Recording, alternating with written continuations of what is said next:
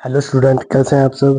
आज मैं आपको कराऊंगा प्लस टू क्लास के चैप्टर फर्स्ट का रिलेशन एंड फंक्शन की एक्सरसाइज 1.1 का फिफ्थ पार्ट, फर्स्ट क्वेश्चन का फिफ्थ पार्ट। इसके से पहले मैंने फर्स्ट के जो 4 पार्ट थे वो मैंने आपको पहले वाली वीडियो में करवा दिए थे, वो प्लेलिस्ट में जाके आप देख सकते हैं। अब मैं करवाऊंगा पहले एक्सरसाइज का फर्स्ट क्वेश्चन का फिफ्थ पार्ट। चलिए देखते हैं। चैप्टर है ये रिलेशन एंड फंक्शन। इसका देख लेते हैं फर्स्ट का fifth question. Relation R in the set A of human being in a town at a particular time given by. ये हमें रिलेशन दे रखी है R is equal to X Y.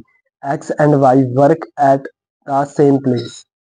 तो पहले हम सेट ले लेते हैं ऑफ ह्यूमन बींग्स का। तो हमने, क्योंकि हमारे पास इसमें जब हमें रिफ्लेक्सिव और ट्रांजिटिव और सिमेट्रिक प्रूव करेंगे तब हमें 3 वो चाहिए होंगे। तो हम 3 मान लेते हैं इसमें ए, एक्स, वाई और जेड। क्योंकि हमें फर्स्ट क्वेश्चन में ये कह रखा है कि हमें क्या प्रूव करना है, रिफ्लेक्सिव, सिमेट्रिक और ट्रांजिटिव। जो भी कंडीशन दे रखी है उसमें हमें रिफ्लेक्सिव, सिमेट्रिक और ट्रांजिटिव प्रूव करना है। तो इसे ऐसे बना लेते हैं जैसे एक्स वाई जेड, और एक ये अलग बना लेते हैं इसका एक्स वाई जेड। तो इनके आपस में कार्टेशियन प्रोडक्ट करके हम वो निकाल लेंगे। सबसे पहले एक्स की एक्स के साथ, वाई की वाई के साथ और जेड की जेड के साथ। फिर एक्स की वाई के साथ और एक्स की जेड के साथ। फिर वाई का एक्स के साथ और वाई का जेड के साथ। फिर जेड का एक्स के साथ और जेड का वाई के साथ। तो यही ज्यादा बन सकते हैं इसके सबसेट, इससे अलग कुछ नहीं बनेंगे। तो अब हमें प्रूव क्या करना है, इसमें तीनों चीजें प्रूव करनी है। तो चलिए हम पहले रिफ्लेक्सिव प्रूव कर लेते हैं। रिफ्लेक्सिव में क्या होना चाहिए कि वही सेम नंबर दोबारा से आना चाहिए। तो एक्स और एक्स, वाई और वाई, जेड और जेड, ये इसमें आ रहे हैं। क्योंकि इन्होंने क्या कहा है, X and Y work at the same place, एक ही जगह पर वो काम कर रहे हैं। तो अगर एक्स एक जगह पे है तो दोबारा भी तो वो वहीं पर ही होगा। तो ये सारे क्या है, वहीं पर प्रेजेंट है। तो इसे हम लिख सकते हैं इट बिलोंग्स टू आर, क्योंकि सारे इसमें प्रेजेंट है इस वाले सेट में। तो इसे हम लिख सकते हैं सो इट इज रिफ्लेक्सिव। दूसरा क्या है इसमें, सिमेट्रिक। सिमेट्रिक में क्या होता है कि A B belongs to R और बी ए बी किसमें बिलोंग्स होना चाहिए, आर में। तो अगर हम ले लेते हैं एक्स और वाई किसमें बिलोंग्स कर रहा है, आर में। एक्स और वाई किसमें बिलोंग्स कर रहा है इस रिलेशन में, तो वाई और एक्स, वाई और एक्स भी तो इसी में बिलोंग कर रहा है। तो इसे हम लिख सकते हैं वाई और X belongs to R, so it is symmetric. तो इस कारण ये हम इसे बोल सकते हैं कि ये सिमेट्रिक है। अब करेंगे हम ट्रांजिटिव वाला, क्योंकि थर्ड पार्ट हमें वही करना है इसमें। ट्रांजिटिव में क्या है, A B belongs to R और B C belongs to R, और फिर पहले और तीसरे वाला भी इसी में बिलोंग होना चाहिए। मीन्स ए और सी भी इसमें बिलोंग होना चाहिए। अगर एक्स और वाई इसमें बिलोंग्स कर रहा है तो वाई और जेड भी उसमें बिलोंग करेगा, और फिर एक्स और जेड भी उसी में ही बिलोंग करेगा। क्योंकि मैंने रिलेशन में ये पहले ही कर लिए थे, इसमें आपको बना के भी दिखा दी थी, क्योंकि सबके उससे सबसेट। तो एक्स का जेड से भी होगा, तो इसे हम बोल सकते हैं सो इट इज ट्रांजिटिव। अब चलिए देख लेते हैं इसका बी पार्ट, फिफ्थ का बी पार्ट।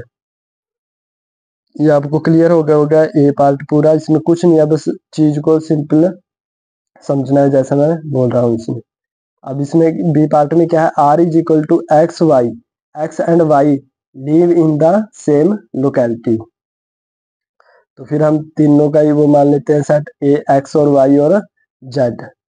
इसी तरह हम कर लेंगे एक्स का साथ, वाई की वाई के साथ और जेड का जेड के। फिर एक्स का वाई के साथ और फिर एक्स का जेड के साथ।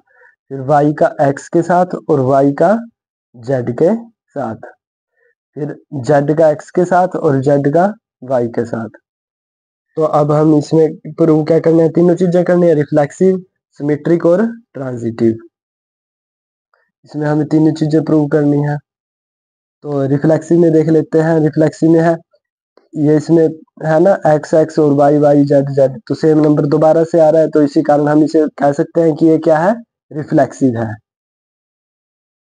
दूसरे में क्या प्रूव करना है, सिमेट्रिक। सिमेट्रिक में क्या होना चाहिए, जो पहले वाला है वो दूसरे नंबर पर आ जाना चाहिए, जैसे ए बी, और फिर दूसरे में क्या जाना चाहिए, बी और ए।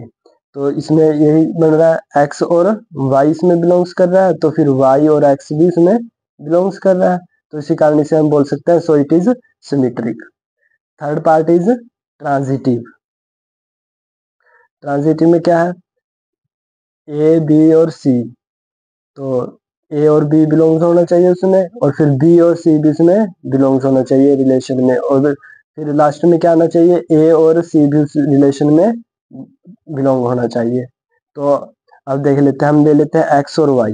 एक्स और वाई इसमें बिलोंग्स कर रहा है, फिर वाई और जेड, वाई और जेड इसमें बिलोंग्स कर रहा है, तो फिर थर्ड क्या है इसमें, एक्स और जेड, एक्स और जेड भी इसमें बिलोंग कर रहा है, तो इसी कारण इसे हम बोल सकते हैं सो इट इज ट्रांजिटिव, क्योंकि ये सेम लोकेलिटी का था, सेम क्वेश्चन था ये, जैसे फर्स्ट पार्ट था इसका फिफ्थ का ए पार्ट, सेम उसी तरह ही था, क्योंकि वो भी था work at the same place, और ये था Y lies in the same locality. अगर आपने एक कर लिया तो दूसरा भी सेम एज इट इज ही है, यही रिलेशन बना के उसमें करना है कार्टेशियन प्रोडक्ट करके, क्योंकि तीन बंदे इकट्ठे रह रहे हैं तो वो रह सकते हैं उसमें, जो और पार्ट है वो इससे डिफरेंट है, जो इसका सी पार्ट है वो इससे डिफरेंट है। और आपको चैनल को सब्सक्राइब करना है ताकि आप रेगुलरली इसकी अपडेट मिलती रहे, कि जो भी मैं आपको क्वेश्चन करवाऊंगा वो आप हर दिन करते रहें, क्योंकि अगर हम रेगुलरली नहीं पढ़ेंगे अभी से तो फिर सिलेबस ज़्यादा इकट्ठा हो जाएगा पेपर के टाइम में, वो हम कवर अप नहीं कर पाएंगे। तो आपके जो भी डाउट होते हैं कमेंट सेक्शन में बता देना, वो मैं उसमें सोल्व कर दूंगा। चलिए अब देख लेते हैं इसका सी पार्ट। चलिए सी पार्ट देख लेते हैं इसका। r is equal to X Y, X is exactly 7 centimetre taller than Y. इसमें तीन चीजें मान लेते हैं हम, ए एक्स वाई और Z. r is equal to जो रिलेशन हो सकती थी, जैसे हमने ए और बी पार्ट में किया था, वो हमने लिख ली सारी। अब क्या तीन चीजें निकालनी है इसमें, रिफ्लेक्सिव, सिमेट्रिक और ट्रांजिटिव। चलिए रिफ्लेक्सिव देख लेते हैं। अब इसमें रिलेशन में क्या बोला हुआ है, x is exactly 7 centimetre taller than y। जो x है वो y से 7 सेंटीमीटर लंबा है, तो ये चीज तो नहीं बनेगी इसमें। इसका क्या मतलब बनेगा कि x से ही, अपने खुद से ही वो 7 सेंटीमीटर लंबा तो नहीं हो सकता, उसकी तो एक जितनी प्रॉपर हाइट होगी उतनी ही होगी, वो अपने आप से 7 सेंटीमीटर लंबा तो नहीं हो सकता। तो इसी कारण इसे हम लिख सकते हैं कि नॉट बिलोंग्स टू r। क्यों, क्योंकि x can not be 7 centimetre taller than x itself, वो खुद से ही अपने से ही 7 सेंटीमीटर लंबा नहीं हो सकता, सो इट इज नॉट रिफ्लेक्सिव। दूसरी चीज क्या है इसमें, सिमेट्रिक, ये निकाल लेंगे हम, A B belongs to R और B A belongs to R, ये प्रूव करना होता है हमें। तो रिलेशन के अकॉर्डिंग क्या बनेगा इसमें, X Y belongs to R, की एक्स वाई से 7 सेंटीमीटर लंबा है। अब हमने क्या बोल दिया कि एक्स वाई से 7 सेंटीमीटर लंबा है, तो वाई थोड़ी ना एक्स से 7 सेंटीमीटर लंबा हो सकेगा, वो तो उससे 7 सेंटीमीटर छोटा होगा, तो इसी कारण इसे हम लिख सकते हैं not belongs to R, so it is not symmetry. Transitive, A B belongs to R, B C belongs to R, तो प्रूव क्या करना होता है इसमें हमें, A C belongs to R. तो देखिए हमने बोल दिया कि x है जो y से 7 सेंटीमीटर लंबा है, और ये भी हो सकता है कि y z से 7 सेंटीमीटर लंबा हो सकता है। तो x है वो इससे तो कितना 14 सेंटीमीटर लंबा हो गया ना z से, तो क्योंकि x y से 7 सेंटीमीटर लंबा है और y भी फिर z से 7 सेंटीमीटर लंबा है, तो 7 और 7 14 बन गए, तो ये तो कितना 14 सेंटीमीटर लंबा हो गया उससे, तो इसे लिख सकते हैं not belongs to R, so it is not transitive because X because so it is not transitive because x is 14 centimetre taller than z। मैं एग्जांपल लेके समझा देता हूँ। देखिए x हमने मान लिया कि x की हाइट कितनी है 20 सेंटीमीटर, और इस क्वेश्चन के अकॉर्डिंग कि जो x है वो y से 7 सेंटीमीटर लंबा है, तो हमने 7 सेंटीमीटर लंबा मानना, तो y की कितनी हुई फिर हाइट 13, और फिर y जो z से कितना माना 7 सेंटीमीटर लंबा माना, तो उसकी कितनी हुई, उसकी फिर 6 होगी, क्योंकि 13 में से 7 माइनस कर दिया हमने, तो कितनी रहेगी उसकी 6 रहेगी z की। तो अब देखिए इनके हाइट में कितना डिफरेंस है, 20 माइनस 6 14 सेंटीमीटर का डिफरेंस है ना, तो इसी कारण हम लिख सकते हैं कि X Z not belongs to R, क्योंकि ये 7 सेंटीमीटर लंबा तो नहीं है, ये तो ज्यादा हो गया ना, उससे 14 सेंटीमीटर लंबा हो गया, तो इस कारण ये इसे क्या लिख सकते हैं, so it is not transitive. D part, चलिए डी पार्ट देख लेते हैं हम इसका। R is equal to X Y, X is a wife of Y, जो एक्स है वो किसकी वाइफ है, वाई की। चलिए जो कंडीशन बन रही है हम लिख लेते हैं, एक्स के क्या है वाइफ, और फिर एक्स किसकी वाइफ है, वाई की, तो वाई क्या हुआ उसका हस्बैंड हुआ, तो हमने लिख लिया कि वाई क्या है उसका हस्बैंड और एक्स वाइफ। तो रिफ्लेक्सिव प्रूव करेंगे, तो X X Y Y not belongs to R, क्योंकि एक्स तो किसकी वाइफ है, वाई की, वो अपनी खुद से थोड़ी ना वाइफ हो सकती है, तो इसे लिख सकते हैं हम, सो it is not reflexive.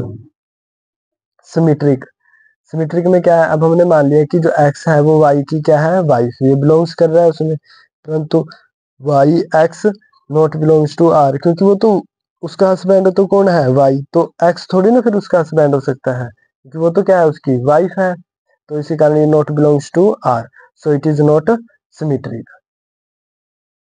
Transitive, X Y belongs to R, जो एक्स किसकी वाइफ है वाई की, और Y Z not belongs to R, क्योंकि वाई तो क्या है उसका हस्बैंड है, वो तो हस्बैंड है, वो तो वाइफ हो ही नहीं सकता, तो ये क्या है not belongs to are.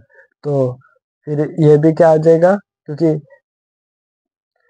Z X not belongs to R, क्योंकि एक्स तो किसकी वाइफ है वाई की, जेड की तो नहीं हो सकती, सो it is not transitive.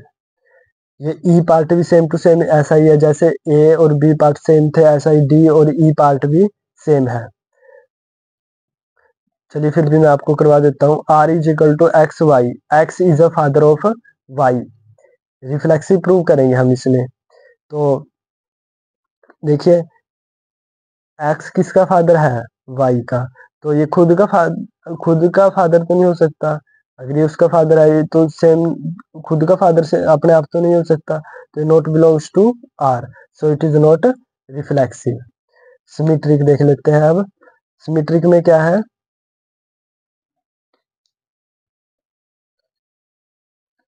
X Y belongs to R, Y X not belongs to R, क्योंकि एक्स किसका फादर है वाई का, तो वाई थोड़ी ना फिर उसका फादर हो सकता है, क्योंकि वो तो क्या हुआ उसका बेटा हुआ, तो not belongs to R, so it is not symmetric.